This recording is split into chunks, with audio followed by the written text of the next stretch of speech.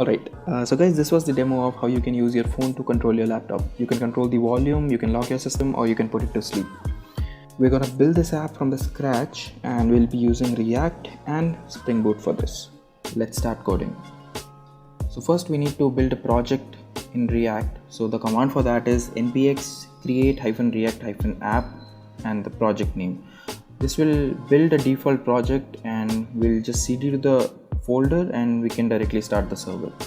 So npm start is the command for that, and as you can see, this is the default setting for that. Now we'll be changing the code a bit and I'm using Visual Studio for that. So we'll just remove all this code and we'll just put remote control, and as we can see, it is here.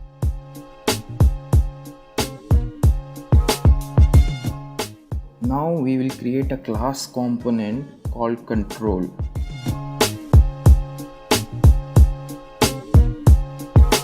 For now we'll just create a div and put some buttons in it.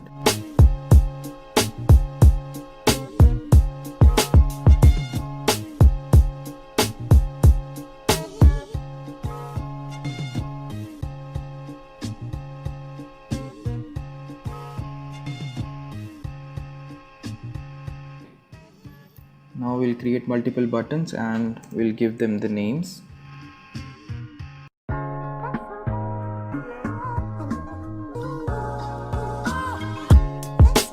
So we'll just import the component from React and we can see that the buttons are visible now.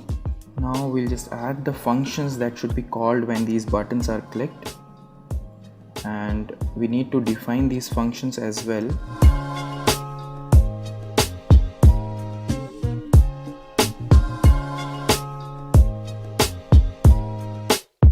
The mobile phone and the laptop should be on the same network in order to make sure that the phone is able to access the server. So we can achieve that by connecting to the same Wi-Fi or enabling the hotspot from your phone and connecting the laptop to that.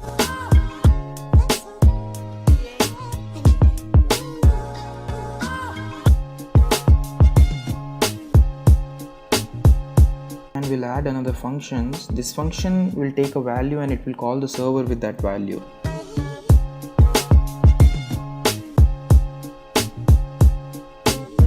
We are using Axios for that, and that is we have to install it separately. So the command is npm install Axios.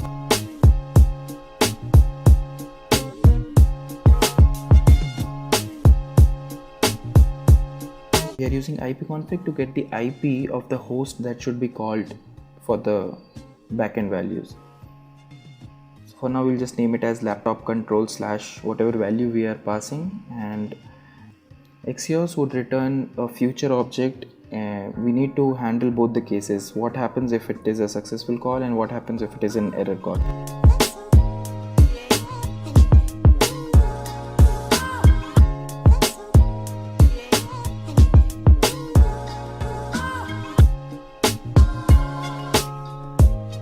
So as we can see, the requests are failing because we don't have a backend yet.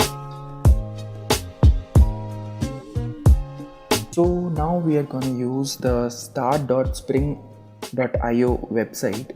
What we do here is we'll tell what sort of project we are going to make, what all dependencies we need. They'll give us a zip. This zip we can directly import in our project and get started with that.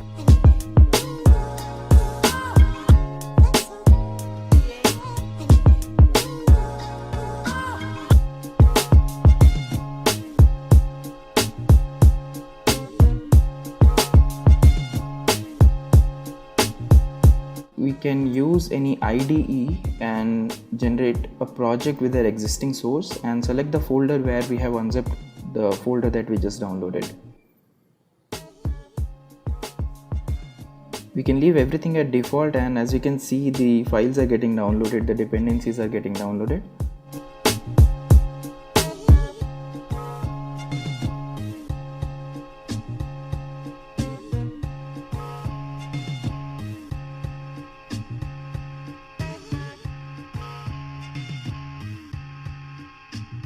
So we'll make it a REST controller and we'll define a function called execute command.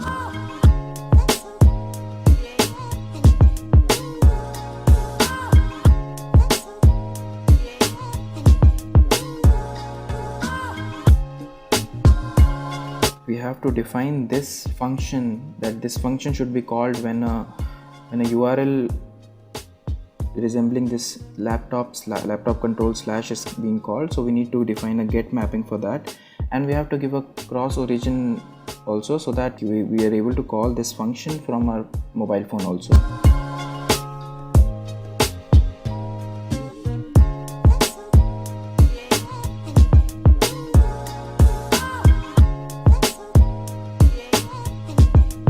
Now that we can see it says done, that means the requests are going and coming back successfully. So we will be using two exe files to control the volume of the system and to maintain the state of the system. Those two files I have uploaded to my Google Drive and I have shared the link. I'll put the link in the description.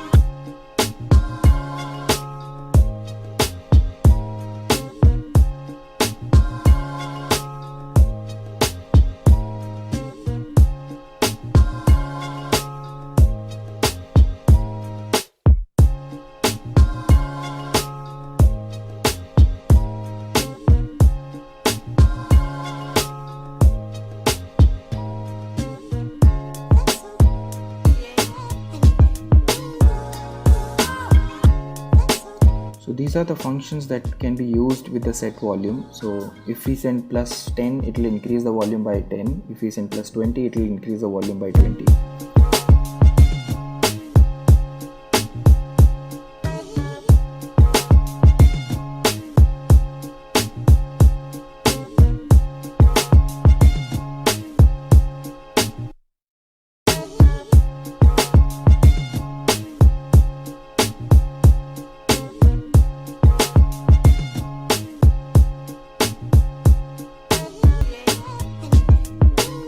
We see the volume is around 90% now. We've clicked the mute and it seemed to have muted the system. So it seemed to be working.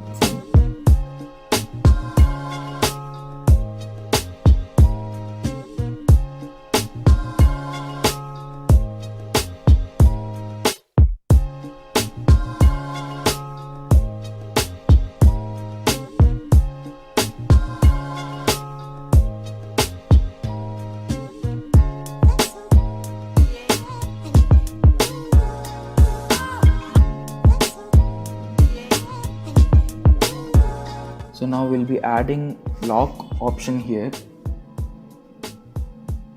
So same procedure, we'll add the functions, we'll map the function, and in the backend side we'll have to handle that also.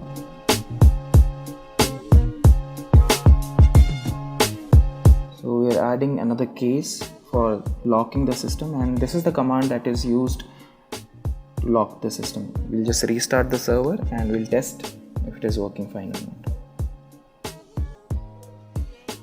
It seems to be working fine. We'll just change the lock system to a lock key. So this is the URL that can be used in phones to control the laptop. So we'll just go to that URL in our phones and we'll get the same UI there.